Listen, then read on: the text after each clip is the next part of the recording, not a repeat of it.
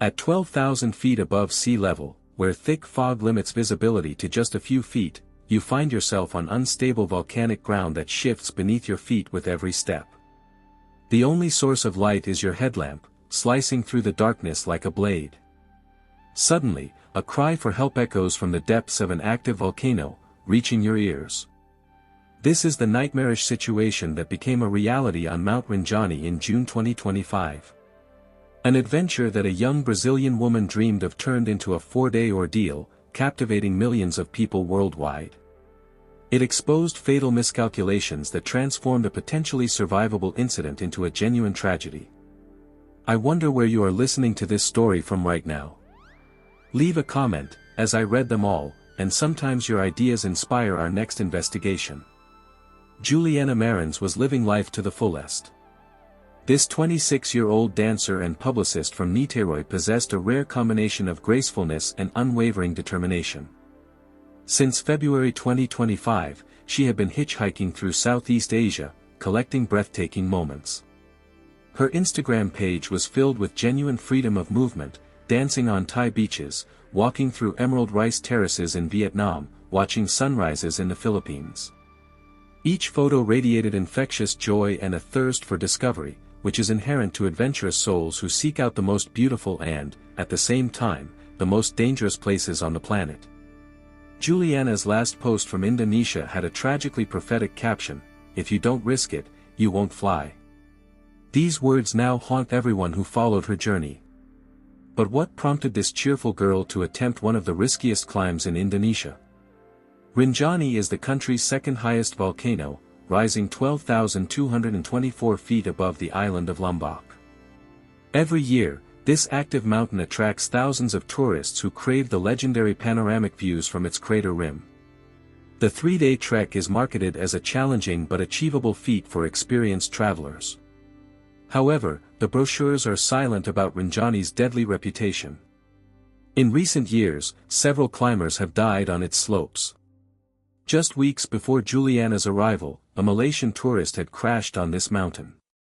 In 2022, a Portuguese traveler fell from a cliff near the summit. The warnings were there. But were they enough? On the morning of June 21, around 6:30 local time, Julianna, along with 5 other foreign tourists and a local guide, embarked on a journey that was supposed to be unforgettable. The group started in the pre-dawn darkness when cooler air and clearer skies usually provide the best conditions for ascending the steep volcanic slopes. The terrain here is known for its treachery, loose volcanic soil crumbles underfoot, steep cliffs hide in the darkness, and the weather can change in a flash from clear to thick fog. It's not hard to imagine the excitement that gripped the group as they began their ascent. 6 strangers from different parts of the world, united by a common desire to conquer one of the most magnificent peaks on Earth. Little did they know that they would soon witness an event that would be forever etched in their memory. On the way to the crater rim, Julianna began to lag behind. The exhausting trek was taking its toll on her, so she asked the guide for permission to rest while the rest of the group continued. This decision, this fatal moment of fatigue, would change everything. In the pre-dawn darkness, when visibility was limited to only the narrow beams of headlamps, Julianna found herself alone on one of the world's most dangerous trails. The guide, following what he called standard protocol, went on with the other tourists. What happened next turned an ordinary hike into an international rescue operation, with millions of people holding their breath as they followed along. When the guide returned to check on Julianna, realizing that she had been gone for too long, he made a chilling discovery. The girl was no longer on the trail. And then a sound rang out that would forever be etched in his nightmares, desperate cries for help emanating from the depths of the volcanic crater. Peering over the edge of the cliff, the guide saw the beam of Julianna's flashlight far below. She had slipped and fallen about 490 feet down the rock inside the volcano. The girl's voice echoed from the abyss, confirming that she had survived the fall. Alive, but trapped. The question that faced everyone was simple yet terrifying: how do you rescue someone from the bowels of an active volcano?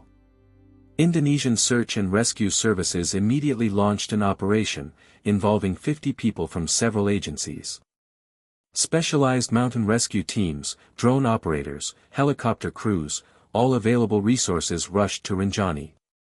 Thermal imagers, climbing equipment, and decades of rescue experience were put into action. But it seemed that the volcano was determined not to let go of its victim. The first drone footage, shot on Saturday, showed that Julianna was alive and conscious. She was sitting on the gray volcanic soil, clearly frightened but alert. These images gave rescuers hope that the girl had survived the 490-foot fall and was calling out to them for help. However, reaching her proved to be an almost impossible task. The soft, loose volcanic sand that Julianna had landed on made it extremely difficult to secure ropes for descent. Every attempt to set up rescue equipment failed as the unstable ground crumbled under the rescuers' efforts. As Julianna's relatives recounted, the rescuers initially tried to reach her using ropes that were shorter than the required length. And then the weather turned against them. Thick fog began to envelop the volcano, reducing visibility and preventing thermal imagers from maintaining contact with the girl. When the rescuers descended partway to Julianna's likely location, they desperately called out to her. Silence. By Sunday morning, new drone footage revealed a chilling picture. Julianna was no longer where she had been seen the day before. Somehow, overnight, she had moved or slipped even further down the unstable volcanic slope.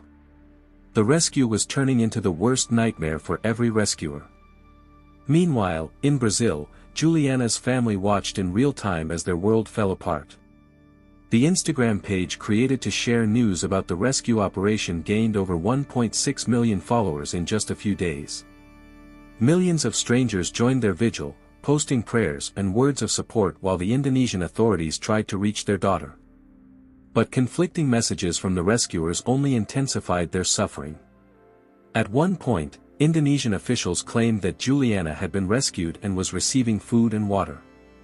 This information turned out to be devastatingly false, causing the family to emotionally break down when they realized that their little girl was still trapped, alone, and fighting for her life.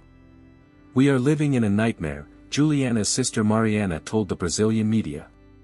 She spent another night alone, missing, and now they have lost visual contact with her because she keeps sliding down the rock. The family's frustration with the rescuers' actions was becoming increasingly public. Their suffering was compounded by the realization that the Rinjani hiking trails remained open to other travelers throughout the search operation. New climbers continued to walk the same dangerous route while Julianna desperately needed help below. "Julianna needs help," they wrote on social media. "We don't know about her health condition. She has been without water, food, or warm clothing for 3 days now." And the technical difficulties of the rescue only kept growing. By Monday, thermal imaging finally pinpointed Julianna's location again. Julianna had slid another 600 meters into the depths of the crater. But most alarming was that in the latest footage, she lay motionless. The inclement weather relentlessly hindered every rescue attempt.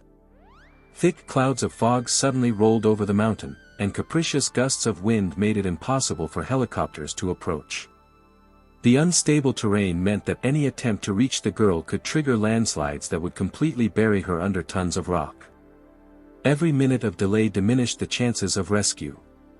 Hope was fading, and despair was gripping the family members who watched from afar. For 4 days, rescuers desperately fought against the unrelenting elements. 50 brave individuals, dedicated to their mission, used all their experience and arsenal of means. The whole world held its breath, hoping for a miracle that would bring Julianna home alive. Finally, on Tuesday, June 24th, on the 4th day of the search, the team managed to reach the spot where the girl was last seen. One of the rescuers risked his own life, descending 600 meters down the treacherous volcanic slopes to get to her. But what they found confirmed the worst fears. Muhammad Syafiei, head of Indonesia's National Search and Rescue Agency, announced the news that broke the hearts of millions. Upon examination, no signs of life were detected. 3 rescuers approached the body and pronounced her dead. The young woman who had traveled thousands of kilometers in search of vivid impressions died alone amid the harsh volcanic slopes. And this despite the fact that she initially survived the fall and called for help. The family's Instagram page, followed by over 1.6 million people moved by her story, published the sad news. Today, rescuers managed to reach the place where Julianna Marins was. It is with deep sorrow that we must report that she did not survive. The challenging terrain complicated the evacuation of the body, which took another 5 hours. Even after death, Mount Rinjani was reluctant to release the girl from its captivity. This tragedy raises acute questions that demand answers. Why was an exhausted tourist left alone on a dangerous route? Could the rescue have been organized differently? Were all the necessary resources deployed quickly enough? Julianna's loved ones are convinced that the answer to the last question is unequivocally no.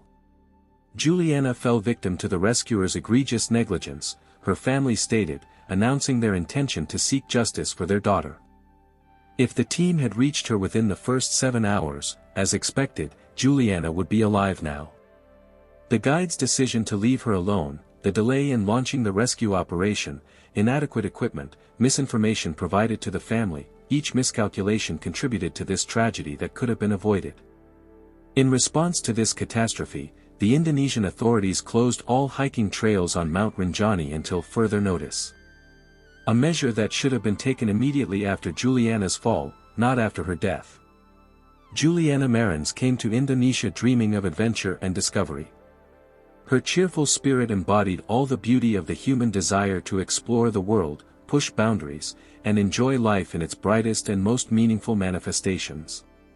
Her story is a painful reminder that behind the striking images of adventure tourism lie real risks that require thorough preparation, proper safety measures, and well-coordinated emergency response.